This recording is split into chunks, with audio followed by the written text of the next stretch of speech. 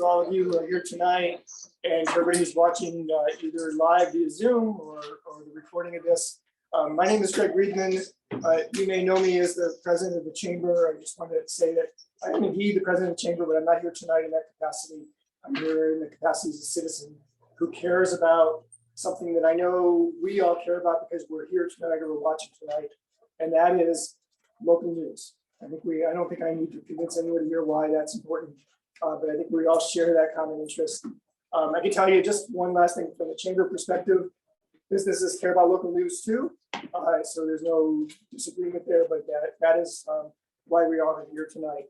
And the next thing I want to tell you is that while we all agree that we need local news, we have been seeing what happened with the end of the Newton tab.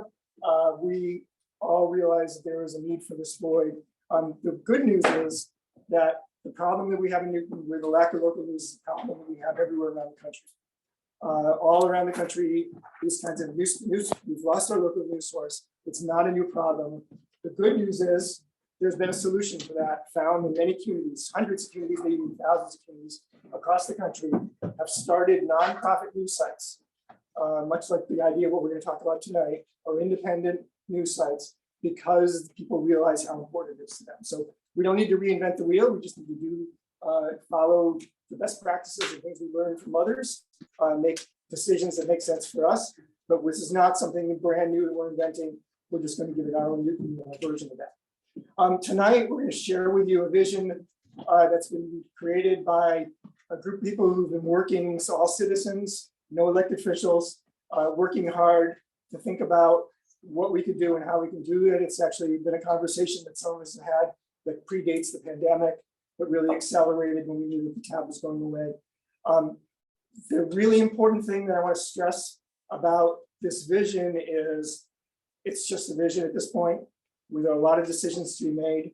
We'll be talking a little about some of those things, but really there's as many things that we need to decide collectively as a community. That's why we're here tonight, to get your input, to get your feedback, because there are many things we still need to think about in terms of how we do this and how to approach it, although we've had some basic framework which we will share with you tonight. In order to be successful, we're going to need volunteers, we're going to need ideas, we're going to need energy, and we're going to need money.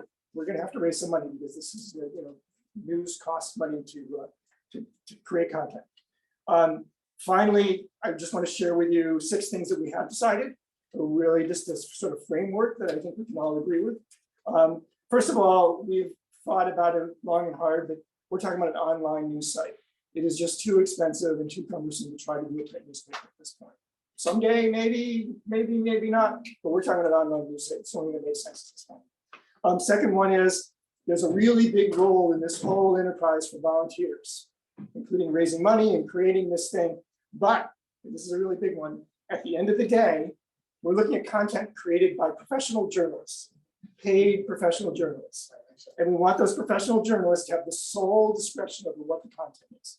No one else, no one in this room, no one else on board, nobody else decides this. We hire an editor, the editor hires reporters, and they're the ones who decide what stories get covered and what the news is. That's really important to stress, okay? This is an independent operation. We're talking about a 501c3.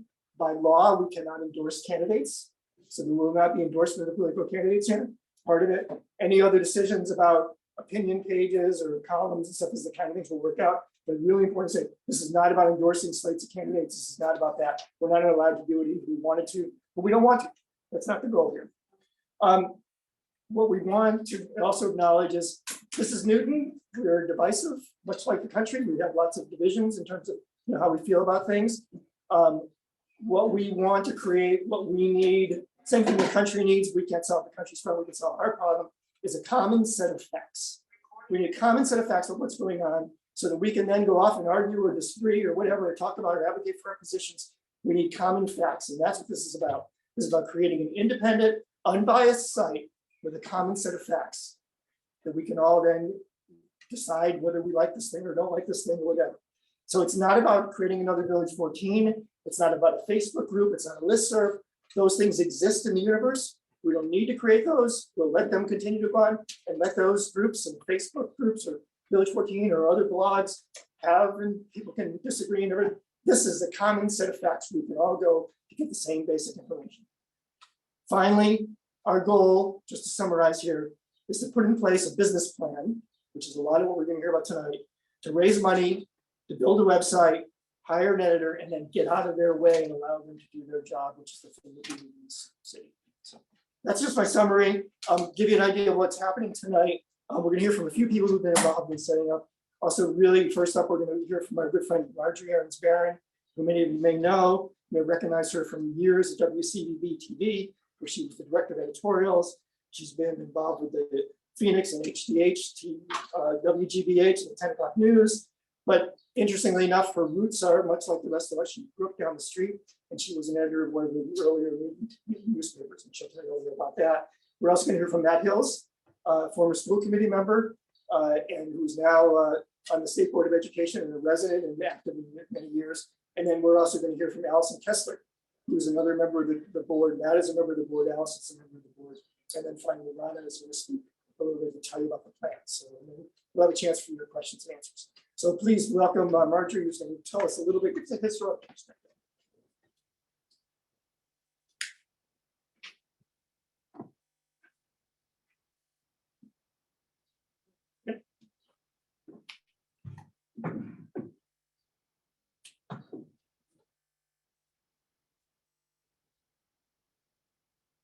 Channel 5 is a union operation, and we always have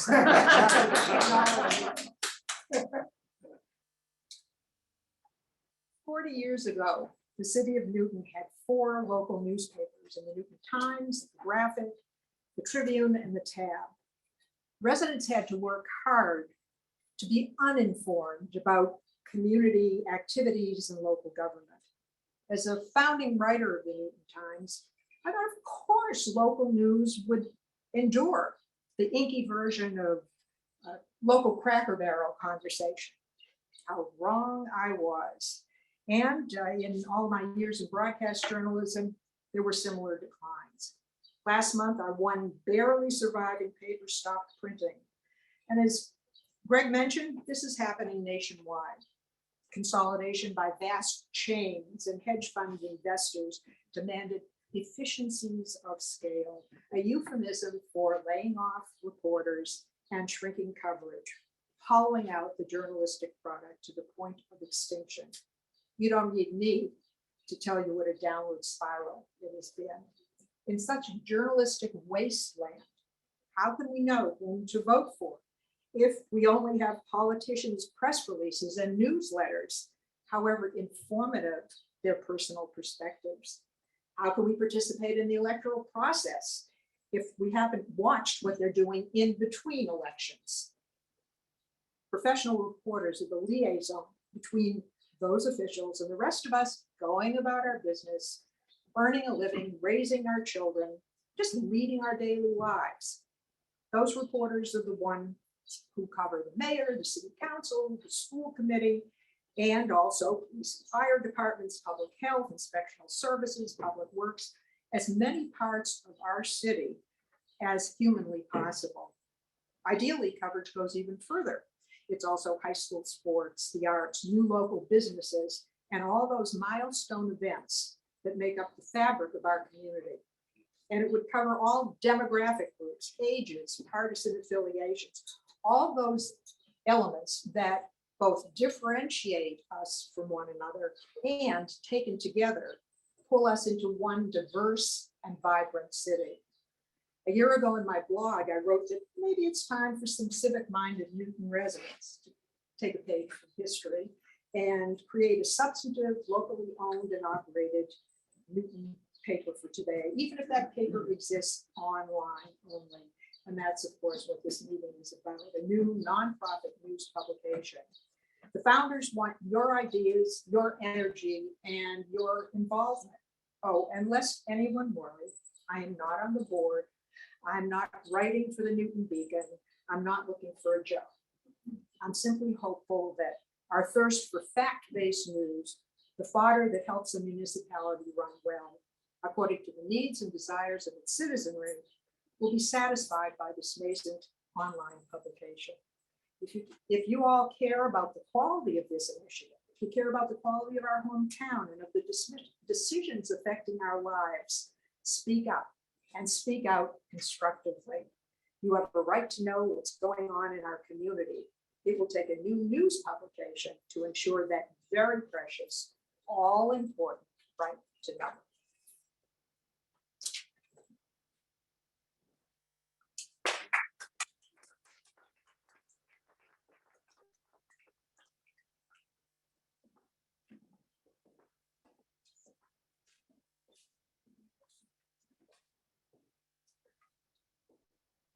Make sure I have this on. One. It's okay? Too loud? We're good. Good. Higher? Okay. I should have actually asked you, and instead of looking all, how's this? Is this, okay, good, thank you. So first, I just want to say thank you very much to Greg for kind of all you've done to organize this. And of course, this comes after a multifaceted career, including a career in leadership at the Herald and at the Newton Tab at Gatehouse. And thank you for speaking, Margie. I appreciate everything you've said and giving a real historical perspective as to what news used to be like. So I just want to talk a little bit about why I think this is a wonderful opportunity and from a personal standpoint, why it's important to me and why I think it should be important to everybody in the entire community. Just Margie gave kind of the history. I mean, I think of the quote heyday of the tab going back 10 or 12 years ago when we had a senior editor, a full-time editor just on Newton, 2 reporters. That like pales in comparison to what Margie was describing, you know, not 100 years ago, 25 years ago, 25 and 30 years ago. There was a much more vibrant press in Newton, and that enabled lots of information to get out. We're at the point today where the local press consists of the Patch, which occasionally writes some stories, the Tab, which is behind a paywall, and the Globe, which occasionally will have something about Newton. This isn't, you know, Julie's fault at the Tab. This isn't Annie's fault at the Patch. This isn't John's fault at the Globe. This is what the economics of the times sort of really have dictated makes sense. So this isn't about quality or anyone deliberately doing anything.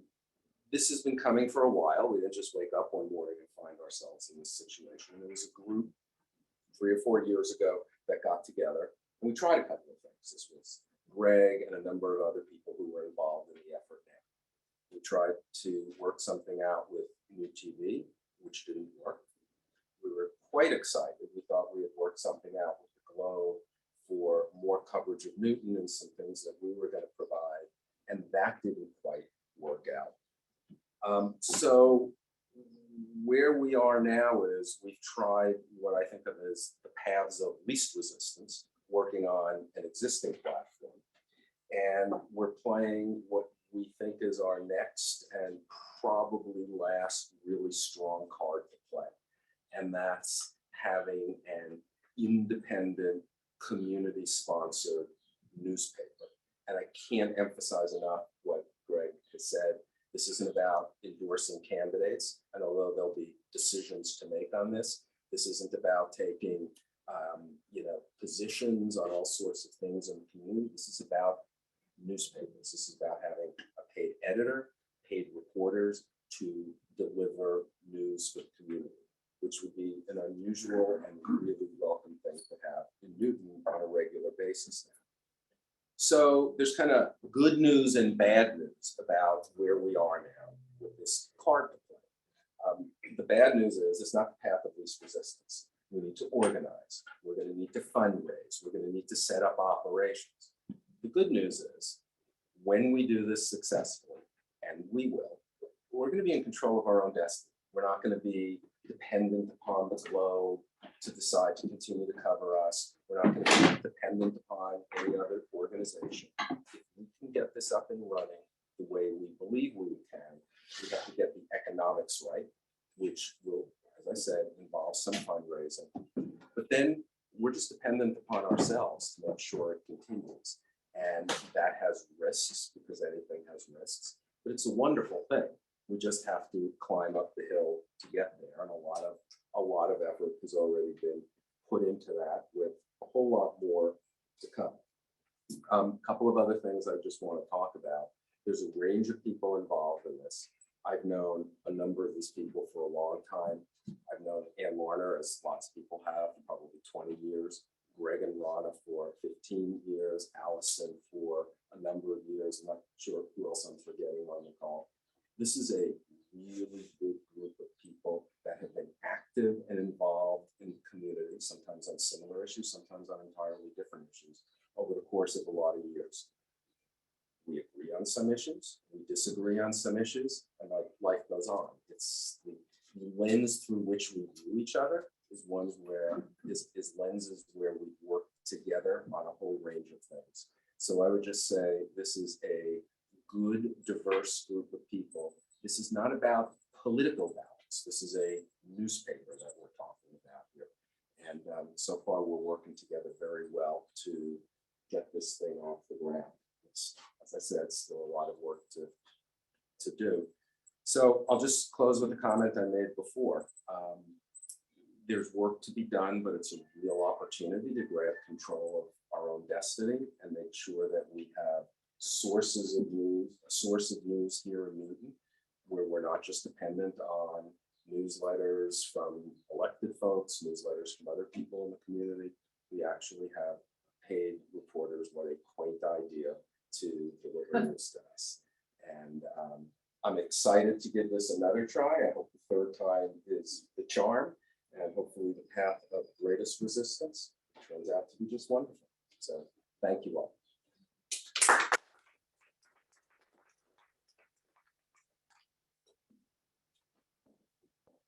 Here from Allison Kessler.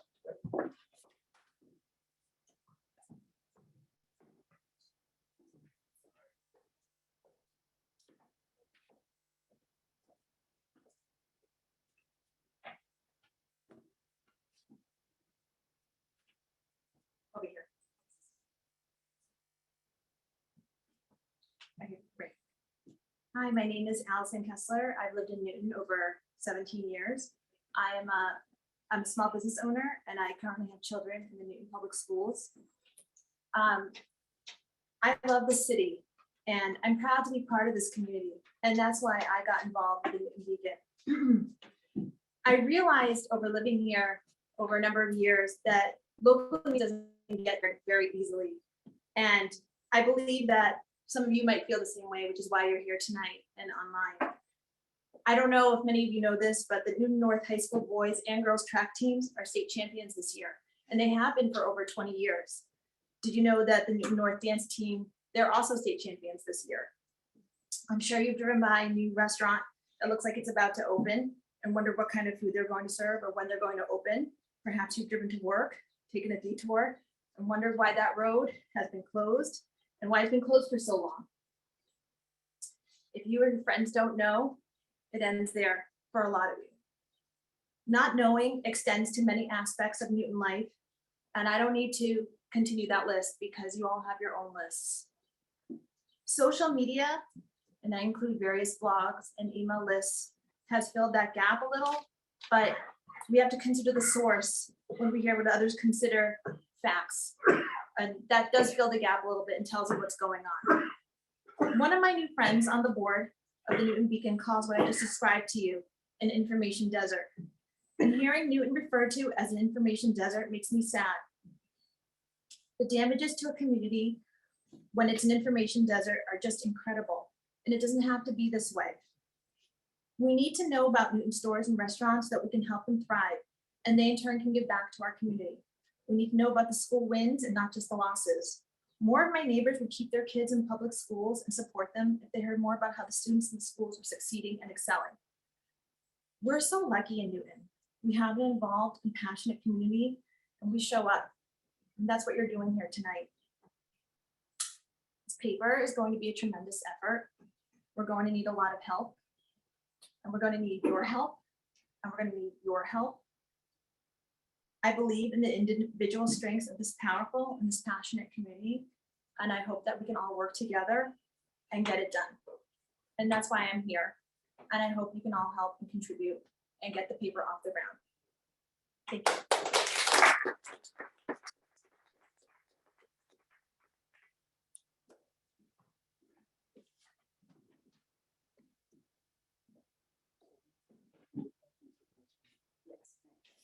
Okay,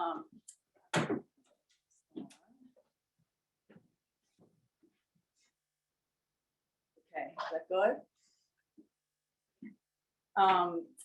So thank you to Matt and Allison and Greg, who've given you some understanding of their passion and why they're involved in this important thing. And now I get to go through the really boring nuts and bolts of what effort we think is going to take to get us from today to having a robust newspaper that's going to make our community that much better. But before I jump into that, I'd like to make a thank you to Angela Pitter-Wright, who is our technology guru tonight. She and her company, which is her local business Livewire Collaborative, where she is a digital marketing advisor, and she has volunteered her services. There's a lot of technical stuff going on behind the scenes, so thank you.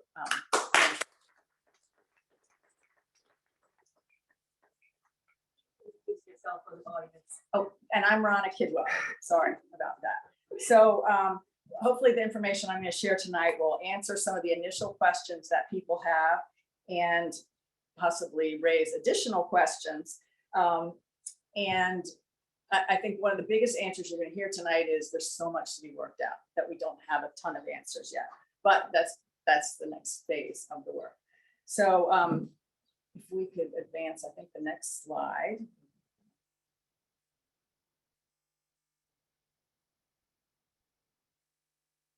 Well, what you're going to see shortly on the slideshow is our projected timeline right now.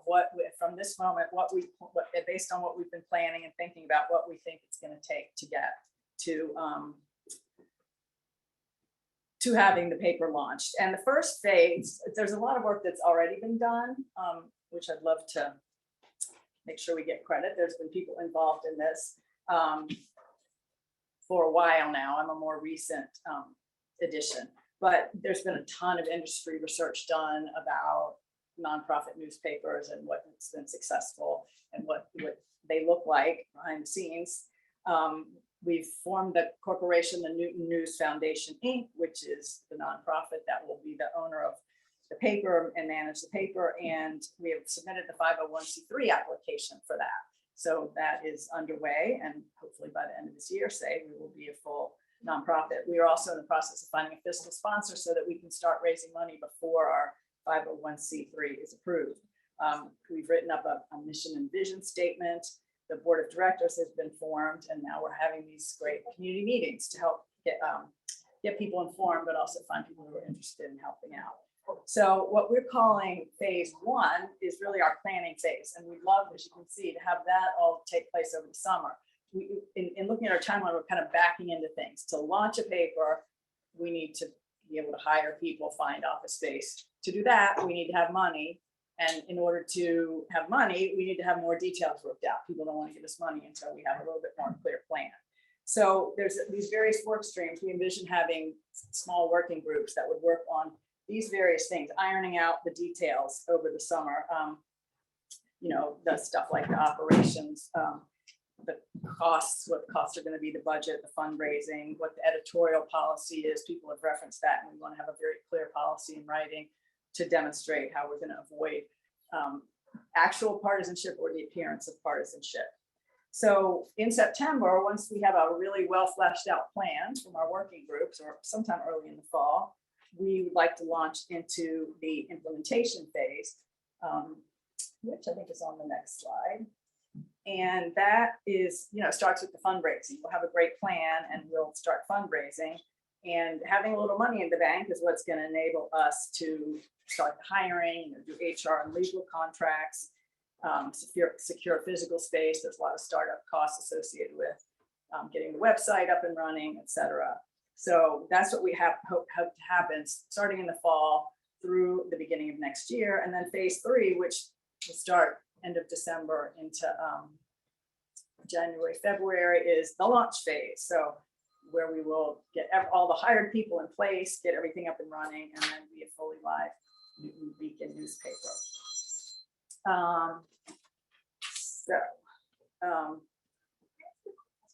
Yes.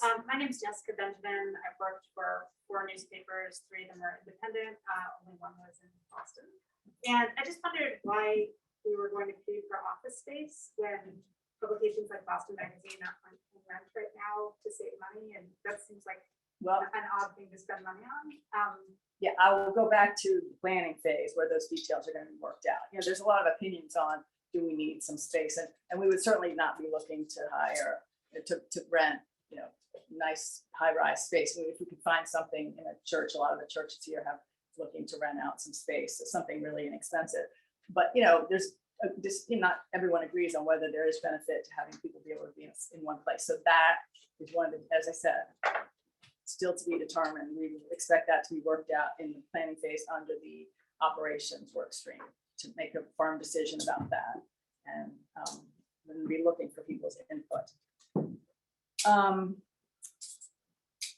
So next, I would like to, I think the next slide goes through the working groups. I just want to highlight them slightly. These are the working groups for this summer. So this just gets us through the planning phase. And so just briefly, because we're hoping we're going to have people wanting to join us in these, the management and staffing plan. So business operations, defining really what the board is going to look like. We have one now, but that could change. Then the next would be the budget and financial plan. And obviously those two are very interrelated. In order to figure out your staffing and operations, you need to know what it's going to cost. Editorial and content plan, once again, that goes back to what we'd be able to cover, you know, depending on how many employees we have, we can broaden the scope of what we cover. And again, back to that content, getting good editorial, the editorial policy, the separation, the firewall in between donors or the board and people writing, investigating the news. The technical plan, the fundraising plan, we need to have marketing and promotion ongoing. And one final thing we're really looking for is expert input. We're hoping that people with industry experience would be willing to be called on as when we have questions, you know, about someone else's experience, how it's worked. We'd be looking for people to review and give their opinions on that end. So those are the working groups.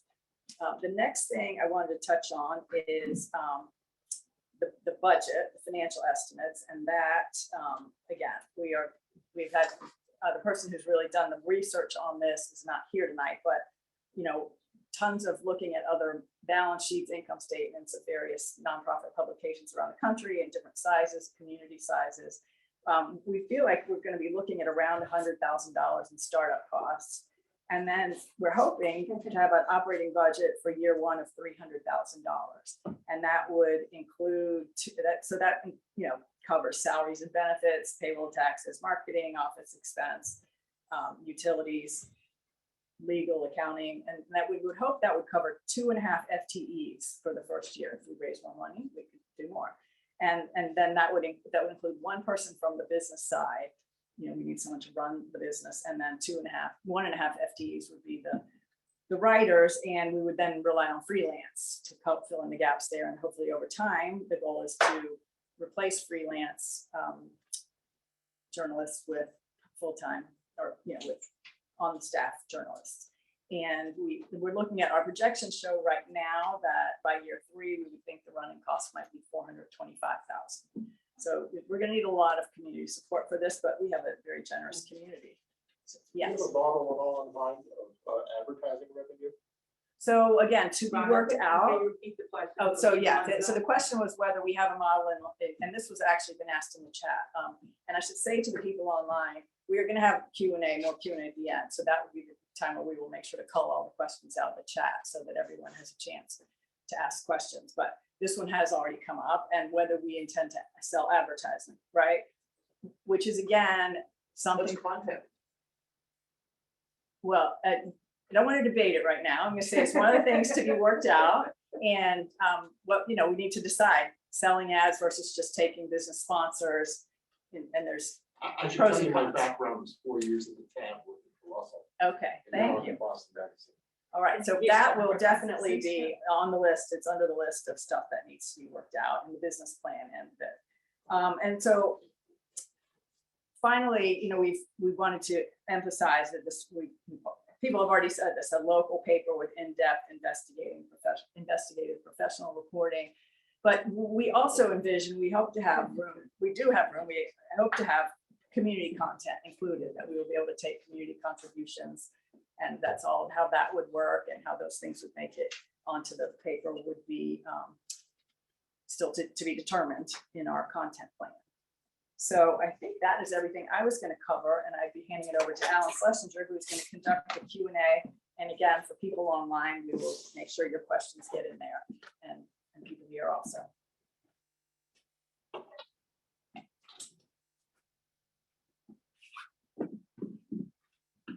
Thank you, Rana. Well, you heard from Rana, that's getting it from the horse's mouth. Now we're gonna move to the other end of the horse. Have the first question, I see it's from Alan on Waverly Ave. Why isn't there any food here tonight? You also have gone to the Quentin Palfrey event earlier. It's nonprofit. I know I could count on you for help, Howie, thank you. The questions in the room, yes, I'm sorry.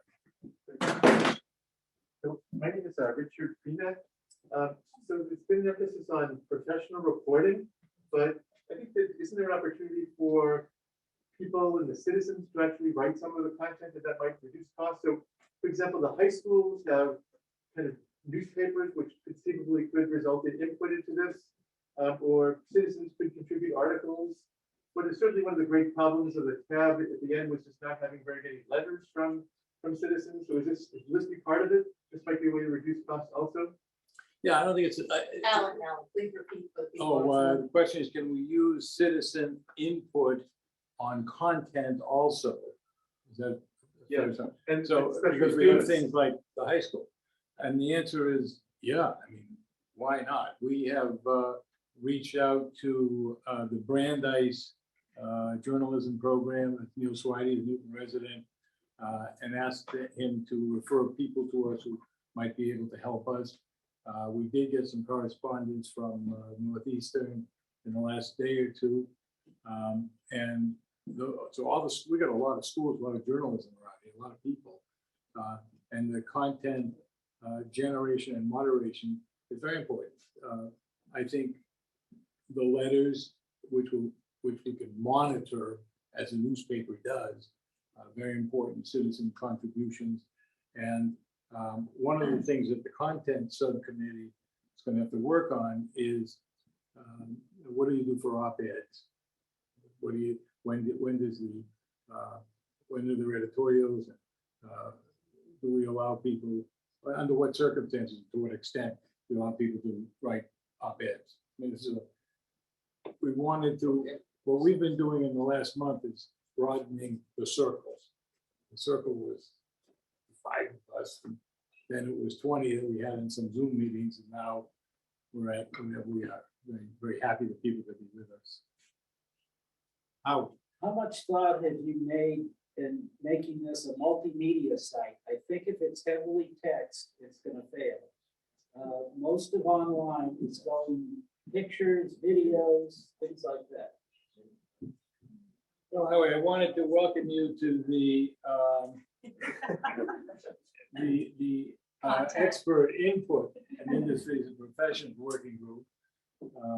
I think I threatened you before with something like that. I mean, really, we have such resources in this city for people to guide us in that, and everything within the budget, of course. We have tremendous resources, and I think our hope is that this is a city which can harness its people to have those thoughts.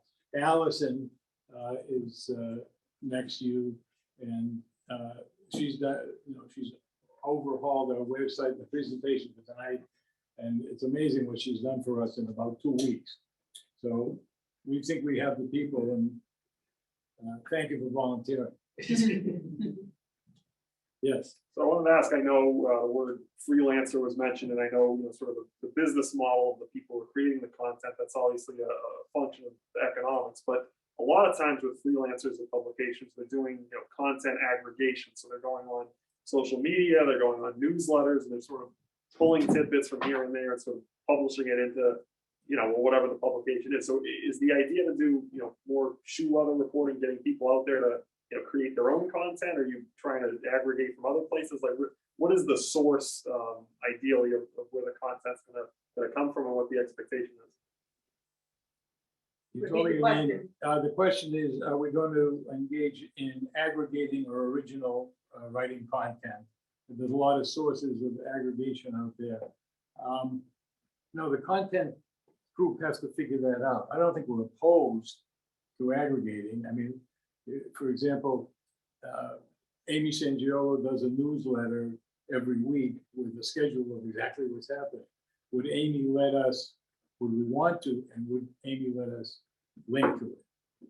Mayor puts out something, would that be linked to? Somebody told us the other day that most people of your generation, law students at Boston College, most people. Really outing me here. Yeah. Most people of your generation don't actually read the publication. They read a link to an article that somebody has sent them. So that somebody will read an article in the Newton Beacon, take the link, send it to their 500 or 500 friends, and they will read it from there. So I think I wouldn't say that we have any philosophical opposition yet. I haven't thought of it aggregating, but we want to have full-time staff on the beat, getting the targeted reporting. Again, it's going to be choosing. What can you afford to do on the budget? And so we'll try to do that. Yes, this is Doug. Rafferty, Rafferty. close enough, close enough. This is Rafferty.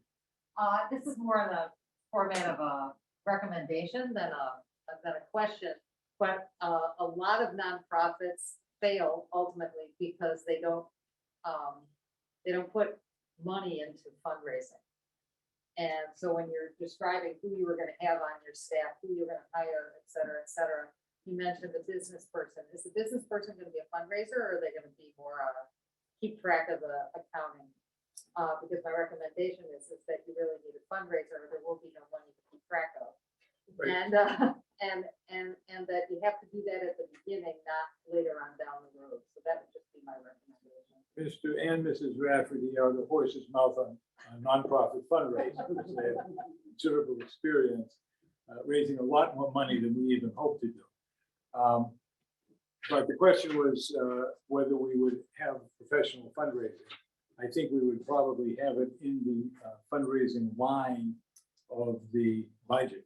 It has to be done professionally. We've all worked on a number of nonprofits throughout the city. And we all, when we got into this, we understand the pain. We know what has to be done.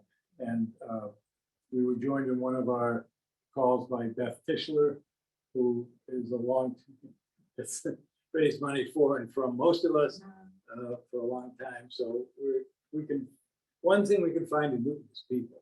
Just have to get out and look for them. Could we get some questions from the chat? Questions from the chat. So one is whether we intend to have a subscription model. If you can repeat it. The question is whether we will have a subscription model.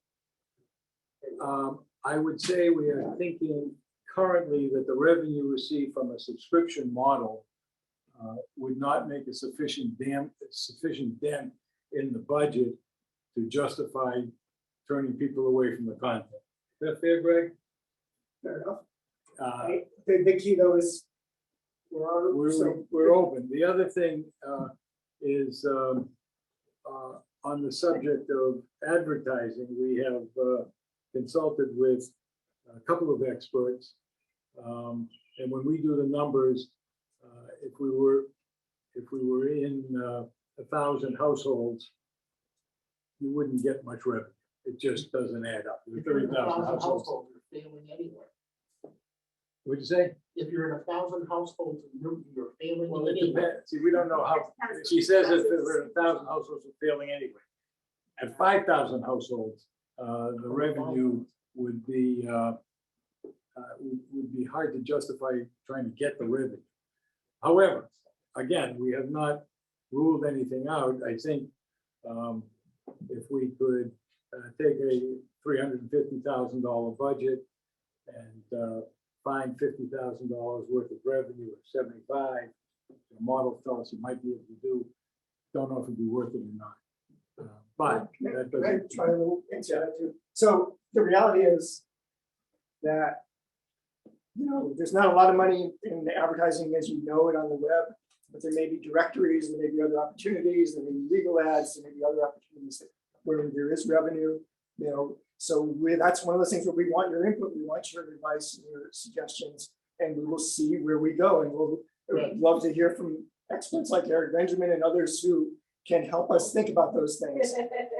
The goal is here to keep an open mind about all those decisions. That's really the work this summer we want to do. And those of you who want to help us this summer think about it. But ad revenue itself didn't support the newspaper business. It absolutely at the core of it, we know to get this going, it's going to be maybe some foundation grants, and there are foundations that support this kind of work. But it's going to really be the people of Newton who care and want about this. So all of you and all the people are the people who are going to get this thing off the ground and make it and help it. Sustaining it over time is another challenge, and you need to make sure you can do that. So you need a long-term financial plan as well as that launch plan. Good, let me just toss this out. As a person who makes a living selling advertising in Boston media, Boston magazine, it's not the sum. We go up against the globe. We're not the biggest in town, but we have a very specific, select readership that advertisers like. People will flock to something like this for two reasons. One, because they want to get return, and you're going to do a lot better than 1,000 households. You really are. But people also want to participate in the experience.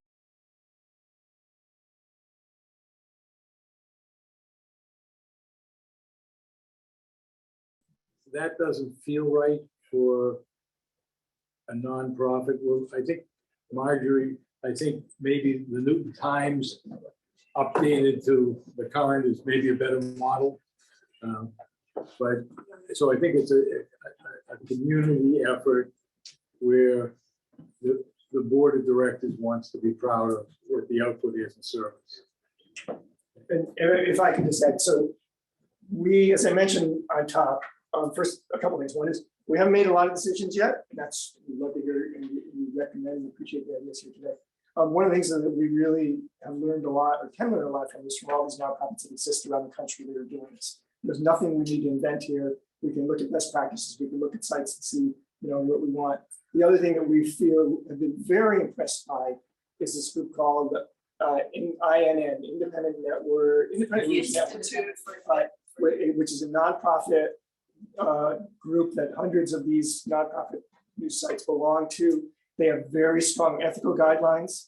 They have guidelines that deal with the kinds of questions we're discussing here, making sure we disclose who our donors are, how we accept money, how we present it. So while the board hasn't officially voted to exactly accept those guidelines, I suspect that's where this board is going, because everyone in that group has looked at it and said, yes, it's exactly the model. Because again, at the end of the day, the most important thing, there's lots of great ideas here today, getting other people, getting people to volunteer content, putting in directories and all those things are all really good, and those may at the end of the day make this vote fly.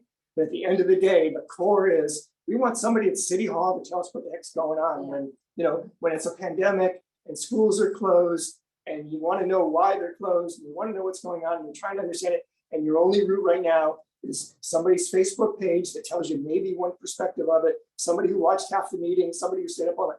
We want, and that's the core of it, solve that core problem with any of this peripheral stuff that you want. At the end of the day, what the key is here, help people understand in the city what's going on. Allison gave some great examples. You're going across construction, you want to know why the express buses are being canceled, any of those things. At the end of the day, paid journalists are going to be the ones who answer those questions. You can fill it around with lots of other things, and there'll be great, opportunities to get theater coverage and arts coverage. At the end of the day, people want common sets of facts to the issues that really matter to our people. And that is what this is really about. Everything else we can work on. So we have a few questions in the chat. Newspaper guy. If we could get those on now that we're so these two go together, which is who would be responsible for hiring and what are the criteria for hiring an editor? Can you repeat that, please? Who would be responsible for hiring and what criteria would be applied for hiring the editor?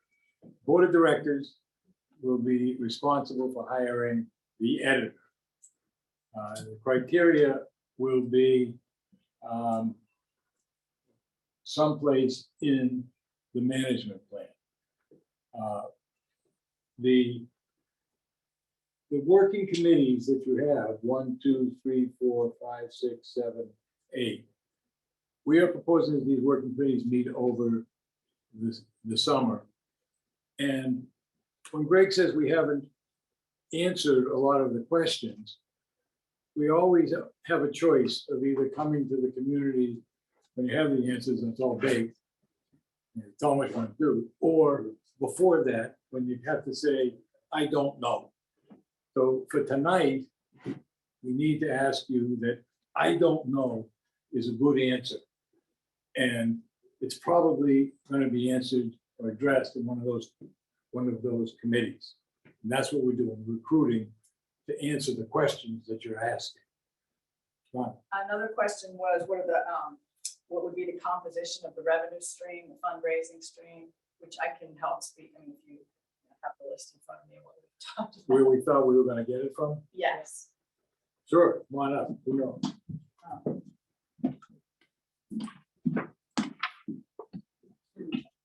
Thank you. Just quickly, that with what we've talked about to date would be definitely individual donations, foundation donations, grants, sponsorships, potentially advertising has to be worked out, and then events, an event that would raise funds.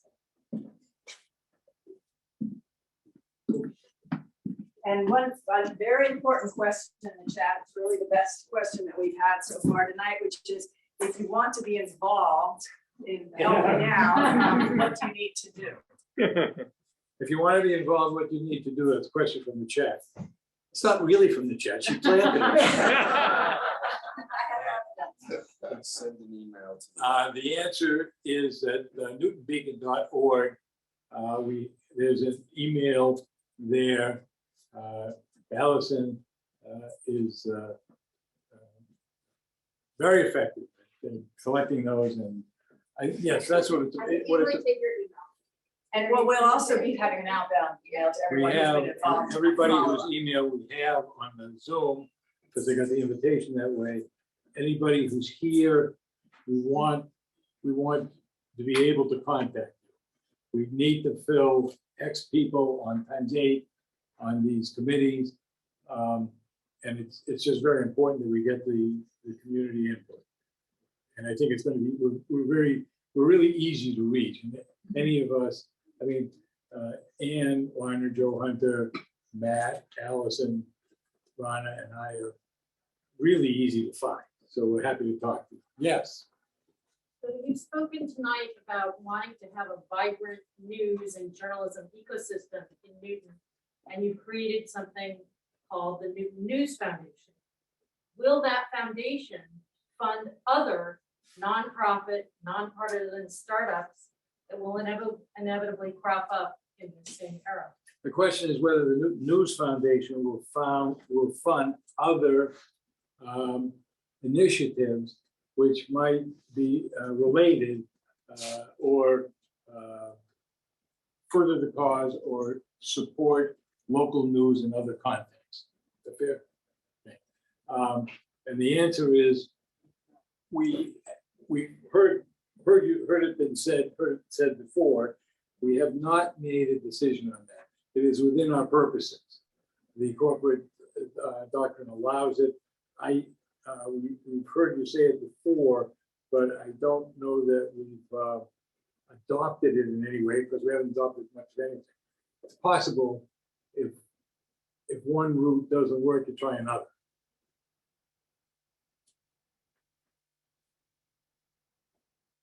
Yes, anybody in the chat? Yeah, we had a question about how will we ensure that the views of all of all residents are represented? Renters, low income, and BIPOC community. Good editor. Yeah. Okay, how do you make sure that everybody, that various viewpoints are represented, including renters and minority groups? And the answer was given, a good editor. And the answer is, yeah. I think that the editor The editor's performance will be reviewed by the board of directors as an employee, but not the content. So I think we have to, a good editor is a good answer. Thank you. And a good Yeah. board is answered. Nothing we can do about that, yeah. I'm Ralph Fernelli. My first job in journalism was 37 years ago at the News Tab.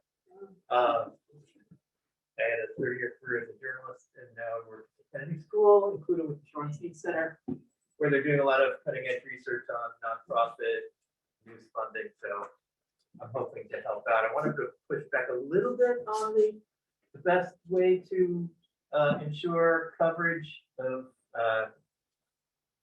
often underrepresented groups as a good editor. I think, and on the idea that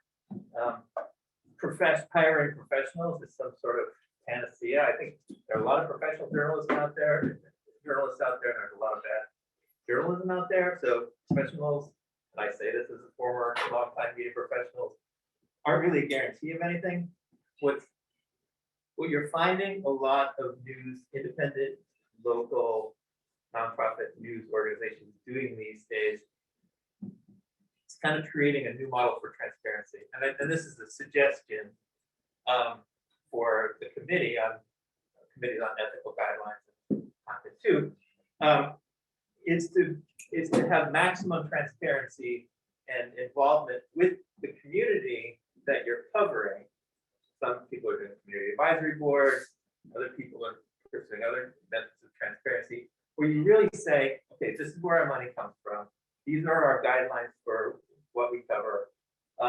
And then have regular back and forth, not just about the news that's covered, but how the whole community news thing works. And that way, what they're finding is that you get buy-in from the community on your enterprise. And once you have that buy-in from the community, you build trust, and hopefully you build more fundraising and more support.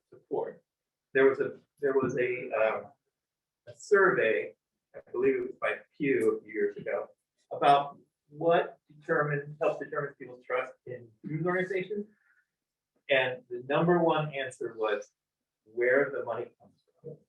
People were very concerned about where the money that was backing the journalism comes from. So I think if you have maximum transparency about that, about where the money comes from, and about what it's funding and how it's funding those decisions, you're at the start, you're getting yourself up to a good. Ralph has suggested that the single unifocus on the editor might be too narrow.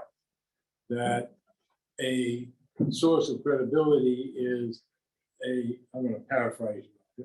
Ralph, you remember we had breakfast at the Village Cafe one day? Remember. A source of credibility is also the organization and its roots in the community. We have established tentatively an advisory committee of people who are involved in a way, who will lend us their names and will be involved. And that the broader community should be able to participate, review, and have an event or whatever, so that you get to make sure that it's not one person who's, it's not just relying on one person, but you get the feedback. And the feedback might come from a variety of sources. We haven't gotten there, we've addressed it, but not answered. Did anybody ask me if I'm wearing a green shirt for the Celtics? Yes. This maybe kind of addresses some of the concerns about, such as, well, that it takes more than a good editor, but having a visible presence. And I was interested to hear about, that maybe rent space in a church, I think that was, or some other options. And so I wondered how much of a priority you might set for that, because speaking as the grizzled old hack I used to be, having that storefront, if you will, where people knew where to come in to give their stories, get a complaint, be heard, Really amounted to a lot in community journalism when I was part of it. And I will say, this day and age, feeling personally secure in the storefront is a big issue. And I don't have the answer to that. But like I said, I just wonder, do you think part of the big plan is to have Well, that physical I think presence? when we have discussed how physically we do it, certainly heard the comment that it's 2022 and not everybody goes to an office. And it's all, Allison sets up these Google documents. That we're not doing. So, that may be right, or it may be that the editor feels, particularly to start off, that if you're working as a team, maybe you want to be physically someplace. Maybe there are some constraints in the business that we haven't thought about that require physical. I don't know. I think people will have opinions, and it has a budget. If it has a budgetary impact, we don't have to get into that and look at it from everybody's perspective. Like, what committee does that mean? I'm going to put you on? I'm sorry? No. Howie. If you want to see a model of how this hyper-local is done and has been for about 15 years, go to swellesley.report.com. Now, that's a for-profit, but it was started by a husband and wife at least 15 years ago, had no clue about advertising or getting revenue until maybe the last 8 to 10 years. But they've gone through a lot of the things that we may experience, whether we're profit or nonprofit. Howie Shulkin suggests that we look at the Swellesley.com. No, Swellesley Report. Swellesley Report, right, which I did, at your suggestion, look at, and, there's stuff there to be seen. It wasn't, they're paying somebody to put in the content, so. It's them. It's a husband and wife. Right. So do The we have any? husband's in charge of editorial, the wife's in charge of advertising, and she also does writing. And I can tell you that they would tell you they wish they could have a report.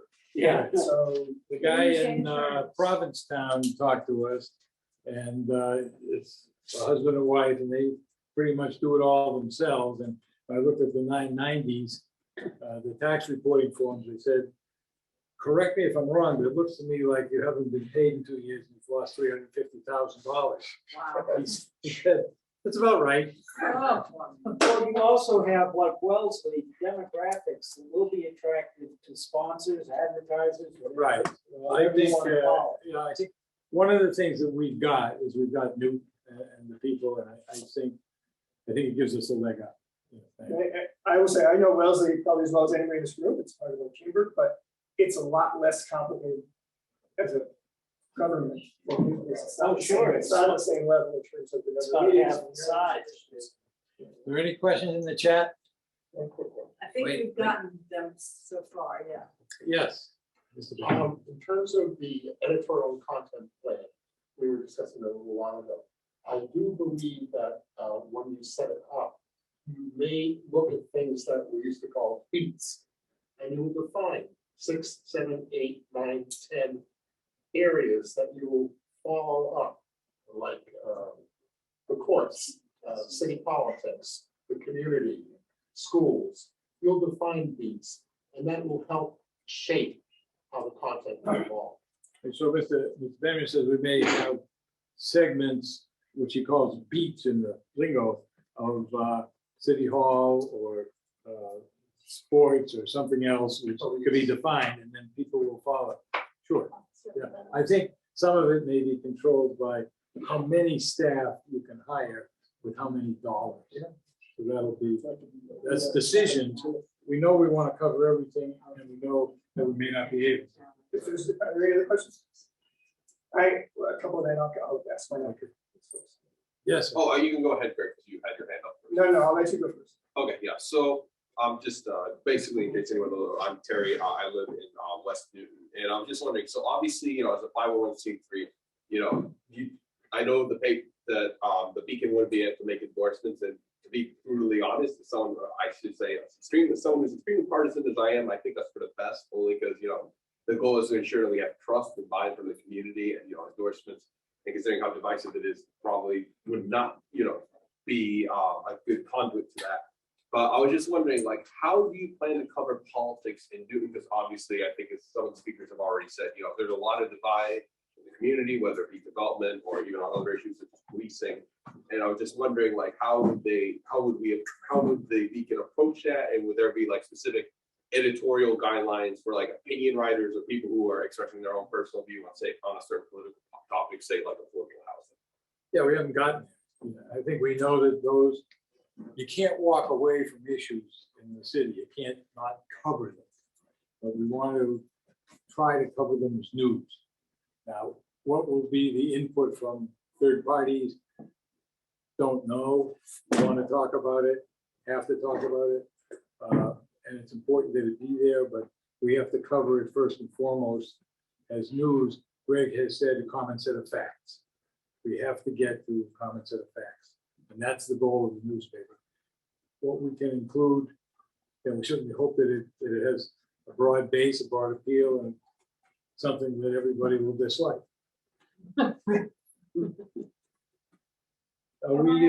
Well, time limit, right? my question actually is, what time is the Celtics tip off? And will we get done in time? 9 o'clock, so we still got it's a good 45 minutes. We actually need to be out of here. Yeah, so I think we have to be out of here. Okay, so I think we have one last question here. One last question. I'll talk to you after. She had a question. Jane had a question for that. Yeah, this relates to what Ralph brought up. I think the success of this endeavor, which I fully support, I really rue the lack of local coverage in our city, will be a belief in the city amongst the residents that there is a firewall between the editorial board and the fundraising, anything related to money. And I don't know exactly, I'm not hearing too much about that. Yeah, I think it's, well, if we follow the INN guidelines, which I suspect we will, I just say the board, and I'm not on the board, hasn't voted on it, but the INN guidelines make it very clear that you report exactly who gives the money. It's very transparent. It's there on the website. All the newspapers that belong to INN do that. I don't see why this organization wouldn't do that. We should all demand that this organization do that. That's the goal. To be really clear who's getting the money and where it's coming. well, I think they had some flaws, but it's also, we can discuss and have the question as to from whom we will take money. Yes. And the question of how much will you take from whom? Yes. Okay, so maybe, That was my follow-up. okay. It's maybe- also, Alan, an open issue as to what, if anything, we would ever do with endorsements, and that's still to be decided.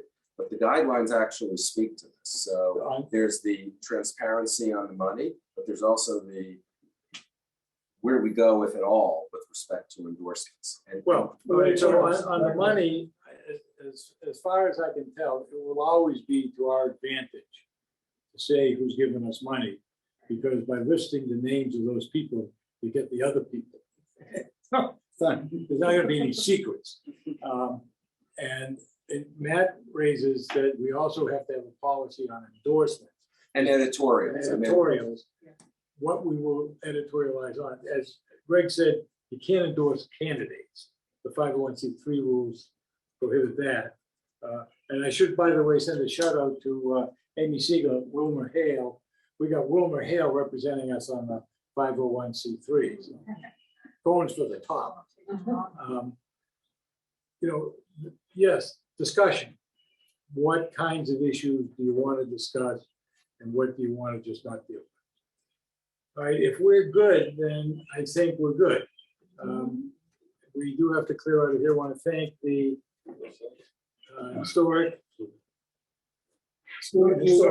Newton Historic for letting us use the room.